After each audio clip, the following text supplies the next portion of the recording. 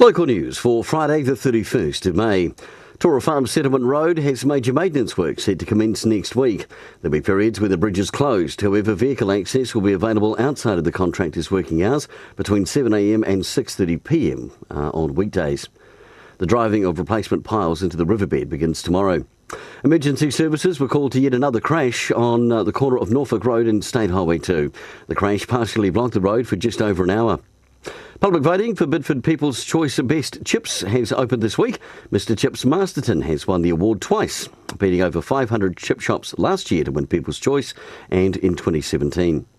And in sport, Featherston will host the Junior Football Festival tomorrow. In the first time this season, it will host it. Grades 4 to 8 are scheduled to play, with hot food and beverages available.